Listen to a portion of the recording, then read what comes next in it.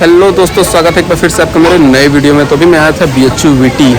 तो यहाँ पे महाराणा प्रताप को लेकर यहाँ पे भाषण चल रहा था, तो उसी को मैं दिखाने वाला हूँ। तो वीडियो में मेरे अंत तक बने रहिएगा और जल्दी से मेरे चैनल को सब्सक्राइब कर लीजिएगा ताकि मैं आपके लिए हमेशा इसी तरह की वीडियो लेकर आता रहूँ। तो चलिए मैं वीडियो को शुरू करता हूँ। जब तक राणा का शासन दोबारा नहीं आएगा तब तक हम विश्राम नहीं करेंगे। लेकिन जो विचार है, जो सोचने की बात है, वो निश्चित है कि उस समय और इस समय या उससे पहले और बीच के काल में कोई बहुत बड़ा फर्क नहीं है। भारतीय इतिहास को जाकर देखेंगे तो देवासुर संग्राम सदैव से चला। कभी रावण सामने था तो कभी दुर्योधन सामने था, तो कभी मधुकैटभ सामने थे और कभी अकबर सामने था, तो कभी औरंगजेब सामने था। लेकिन लड़ तो हिंदुस्तान के लोग ही रहे थे। वो समाज लड़ रहा था जिसको हिंदुस्तान से प्यार है, जिसको हिंदुस्तान भारत के रूप में देखना पसंद है, मुगली सल्तनत के रूप में देखना पसंद है।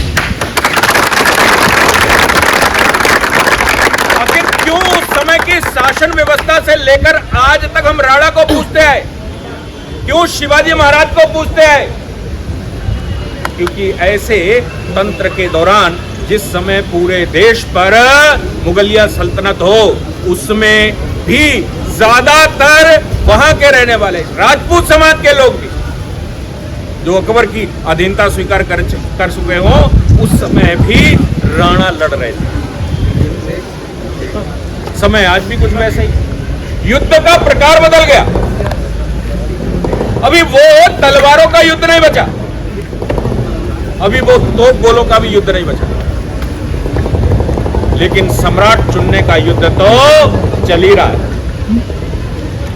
हो सकता है कि हमको लगे कि हमको क्यों नहीं पूछा, यह हो सकता है कि हमारे मन में हो कि मेरे को क्यों नहीं स्वीकार किया, मेरे से बात क्यों नहीं, मेरे से बात क्यों नहीं, मुझे क्यों नहीं पूछते, मुझे क्यों नहीं बुलाते, या जिनको हम चाहते हैं उन लोगों को क्यों नहीं बुलाते। तो चाहने वाले लोग थे ना, वो उस समय सत्ता के साथ बोले।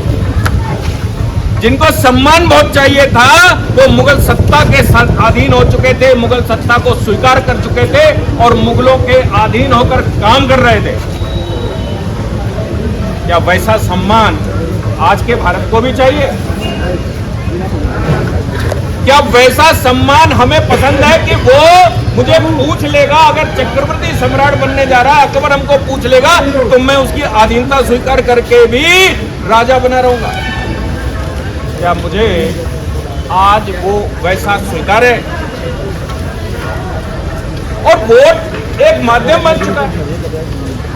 हमें सोचना चाहिए कि हिंदुस्तान के हिंदुत्व को जगाने वाला, हिंदुस्तान में 1000 वर्षों के बाद शासन प्रणाली को बदलने वाला, हिंदुस्तान के जो समस्याएं 1000 साल से थी, उन समस्याओं में जिस प्रकार हमारा समाज मंदिरों में भी जाने में समर्थ नहीं हो पाया, मंदिरों को तोड़ा गया, मंदिरों को तोड़कर वहां मस्जिदें बनाई गई। ऐसा तो नहीं है कि वो अकेले ही थे, उस समय भी जयचंद उनका साथ दे रहे थे, उस समय भी मान सिंह उनका साथ दे रहे थे, उस समय में एक बड़ी आबादी उनके साथ थी। युद्ध का प्रकार कोई हो, परिणाम तो एक से ही होता है। युद्ध का प्रकार मिसाइलें हो सकती हैं, युद्ध का प्रकार आज की तारीख में तोप गोले हो सकते हैं, युद्ध का प्रकार उस समय तलवारें होती थी, युद्ध का प्रकार उस समय कोई भी भिन्न था। आज युद्ध का प्रकार बदल चुका है। अगर राणा को याद करने वाले हैं तो याद रखने की बात है कि राणा ने निस्वार्थ, आप सोचो, घास की रोटियां खाई लेकिन अधीनता स्वीकार नहीं करी। इसलिए आज का हिंदू समाज, आज का क्षत्रिय समाज, आज का वो समाज जो कि हिंदुस्तान को भारत देखना चाहता है, स्वतंत्र देखना चाहता है और स्वराज्य देखना चाहता है, वो भारत आज भी क्या राणा के पदचिन्हों पर चलने के लिए तैयार है? या फिर उसको भी ऐसा सम्मान चाहिए जैसा मान सिंह को सम्मान मिला था? उसको भी ऐसा सम्मान चाहिए जैसे राजपूताना के ज्यादातर राजाओं को सम्मान मिला था? राणा की जयंती पर हम सब इकट्ठे इसलिए हुए हैं कि हमें वैसा सम्मान नहीं चाहिए। लेकिन भारत अगर परम वैभव पर पहुंचता है, भारत के भारतीय लोगों की सुरक्षा संरक्षा की बात होती है, बाह्य सुरक्षा की बात होती है, आंतरिक सुरक्षा की बात होती है, और भारत में तमाम तरह की गतिविधियां जो विदेशी शक्तियों के द्वारा चलाई जाती हैं, भारत को डिस्टर्ब करने के लिए चलाई जाती हैं, उनके विरुद्ध जो काम करेगा, क्या हम निस्वार्थ भाव से निश्चय के साथ उसके साथ खड़े हो सकते हैं?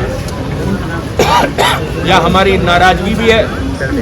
वो नाराजगी मान सिंह को हो सकती थी, वो मान सिंह अकबर के साथ चल सकता था, वो राजपूताना के लोग भी चल सकते थे,